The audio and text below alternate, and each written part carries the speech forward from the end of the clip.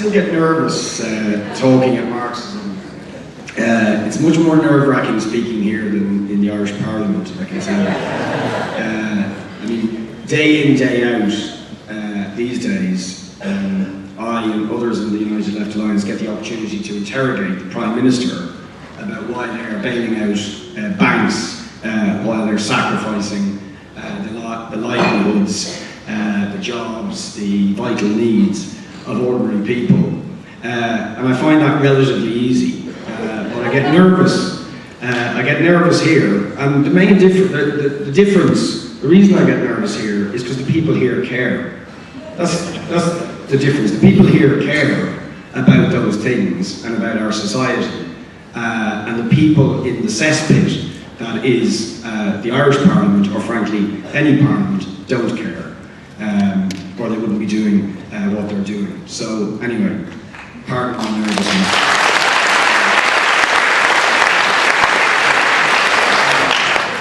The main thing I think we need to take out of Marxism is something that Sami has underlined, and others, Alex, yesterday. And that is that Egypt and Greece, the revolts that are happening there, are coming here soon. It's not a matter of if, it's a matter of when. And we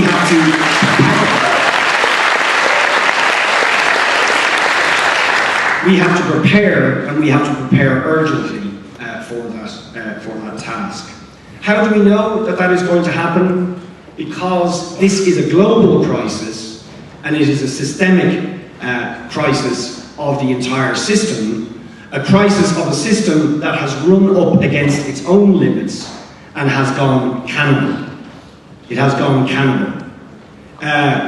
Its strategy for dealing with the crisis that is now gripping the entire world, which is ripping through the Middle East, now ripping into Greece and Portugal and Ireland, is to give us more of the same that caused the crisis in the first place. It is astonishing, absolutely astonishing, that in the mainstream debate about the crisis, this fundamental feature of the response of the ruling class to the crisis is not commented upon. That their prescription, I mean, it's bad enough that we had this crisis. It's bad enough that a crisis that was fueled by the relentless, unremitting greed of a tiny minority of people, bankers, speculators, corporate elites. It's bad enough that this profound, unbelievably severe crisis was caused by all that. But it is simply astonishing that there is virtually no comment about the fact that their strategy for dealing with the crisis is to do more of the same. It's unbelievable. I mean, when you look at Greece, the crisis, or Greece or Ireland or anywhere, the crisis was caused by deregulation of financial markets, by privatisation, by a concentration of wealth in the hands of a tiny minority and putting profit ahead of everything. What is their answer to the crisis?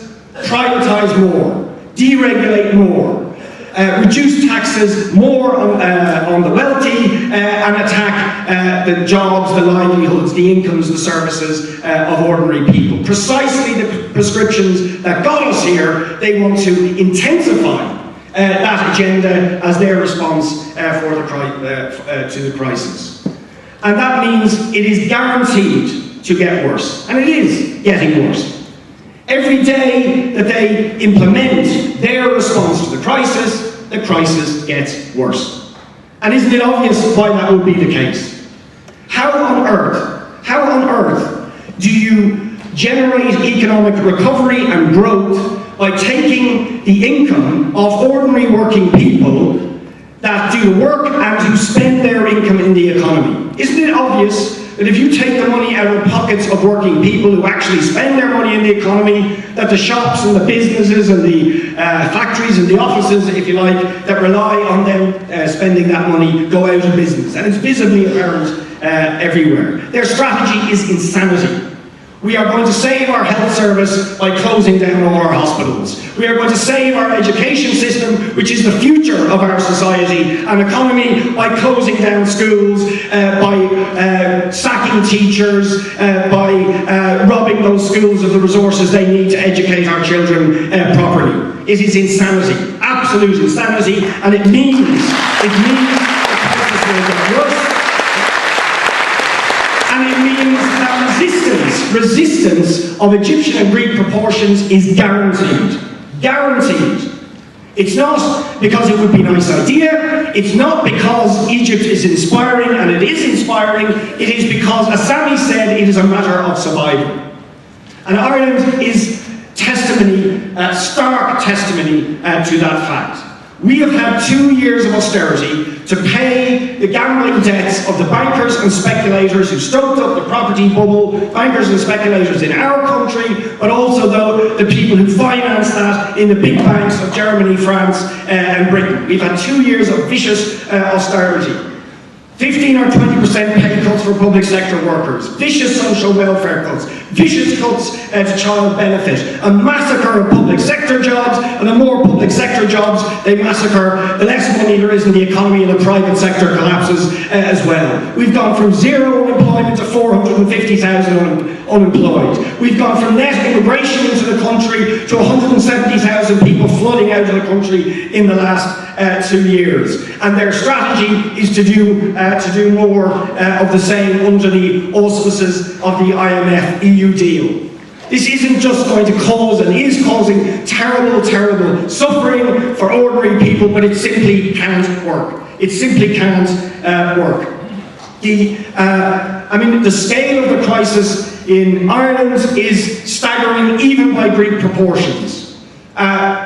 The Greek debt is 300 billion, and they're saying the IMF-EU deal is unsustainable, even if people accept all the austerity, because you simply can't pay back that level of money. The Irish debt is 250 billion for a country that is a quarter the size.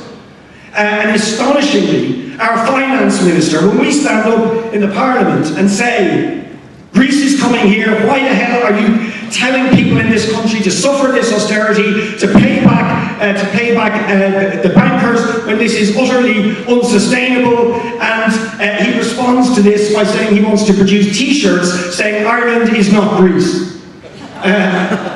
Because of course they are terrified Ireland will become Greece, but this insane logic that if we obey, if we bend down, if we are servile in front of this monstrous injustice and this crazed austerity, that somehow we will be rewarded by the vampires and the vultures of the IMF, EU, and the bankers and so on who caused the crisis. It's madness. But why? Because people say, well, why are the Irish not fighting back if this is the case? And there's been taunts, which our Greek comrades told us in fact weren't true, but they were reported in the Irish media, and maybe that in itself is telling, that on the Greek demonstrations, people held up banners saying, we're not like the Irish, we fight back. Now our Greek comrades told us this wasn't in fact said on the demonstrations, and that makes you think, well, why is the Irish media reporting that it was said? Because, of course, that's what they want to do. They are terrified of the Greek contagion of revolt spreading, and they wish to demoralise people. And if you want to understand why at the moment the Irish are not fighting, and it is a temporary phenomenon, first of all, it's important to say that when the first wave of austerity came in, the Irish did fight. The Irish working class did fight.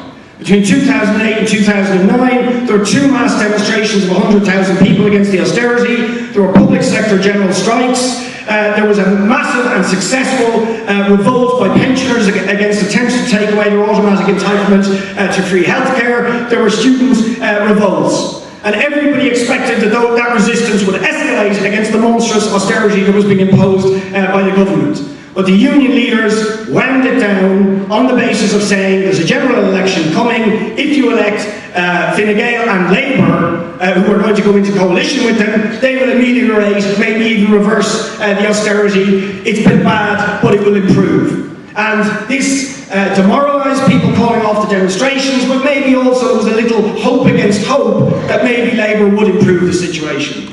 But as soon as they get in, the betrayal commences with incredible speed. Insofar as the new government were the main beneficiaries of the anger against the old government, Fianna Fáil, the main pillar of the Irish establishment, who were massacred in the election, a historic massacre, a key pillar of the Irish establishment. The Green Party no longer exists. The people took their political revenge on the political parties and representatives who caused the crisis and who implemented the first wave of austerity. But they thought maybe the new government would be slightly better because they had used the rhetoric in the election saying the IMF-EU deal is a disgrace, we will renegotiate it, we will get Ireland back working, we will give a stimulus programme, and so on. Within 24 hours of the election, they put up their hands and said, no, this isn't going to happen. The IMF-EU have told us we must do this, we accept. Any talk of burning the bondholders, gone off the agenda. Maybe we can get a 1% reduction in the interest rate, which makes no difference in any event to this unsustainable debt. And even to do that, we have to impose the vicious austerity with absolutely systematically. So it becomes clear that they are not reversing the attacks of the last government, but still people think maybe they won't do more. But next week, the IMF-EU arrive in town. The IMF programme for Ireland is very specific. It says there must be the complete dismantling of all the protections that exist for low-paid workers. Hundreds of thousands of low-paid workers. They're demanding property charges on ordinary people, not on the rich, ordinary people, water charges.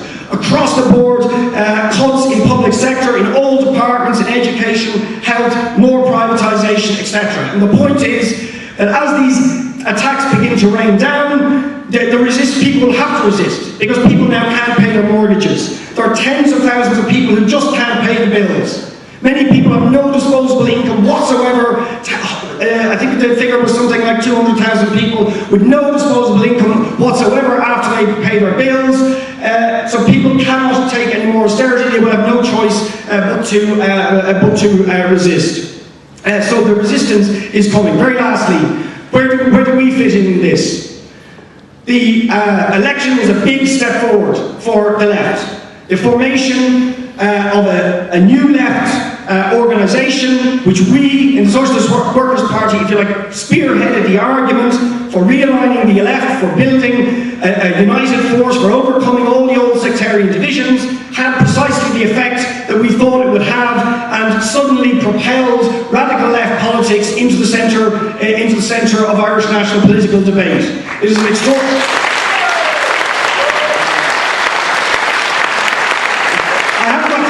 The details, and people may have questions about what all that means, but I'll just finish by saying this. This is a huge opportunity. Given the massacre of Fianna Fáil, the massacre of the Greens, the radical left and Sinn Féin are the national opposition. Not only were 5 ULA TDs were elected, but there was also about 5 or 6 independent principles left TDs, so there is now a significant bloc of about 10 left-wingers who are, if you like, arguing for cancelling the debt, for resistance and so on. But the key thing for us is summed up with the phrase Lenin used to describe Parliament. He said, Parliament is a dung heap. You can stand on top of it, to shout louder, to organise the people outside, but whatever you do, don't fall into it. And this is absolutely true. For us, there must be no parliamentary cretinism. Speeches don't change the world. Only the action of masses of people, working people, people on the streets will change it. So our job is to use the platform of the Dáil to organise the mass resistance outside on a united front basis, on the basis of reaching out to people who don't necessarily see themselves as socialists, but who reject the austerity programme and who believe there is an alternative which is based on taking the wealth back off the super rich and using that money for the jobs, the services, the industries which can actually push our society forward instead of the cannibalistic programme that has been put forward by the EU IMF. We have a huge opportunity to do that, but as Sammy said, we have a lot of work, all of us. This can be done everywhere. The struggle is coming. The crisis is coming. People are looking for answers. If we are clear and concrete and organised and work very, very hard, we can shape the course of that resistance. If we don't, there's an Irish saying that says, if you're in a hole, stop digging, right? They are continuing to dig. But the question is, are they digging our grave or are they digging their grave?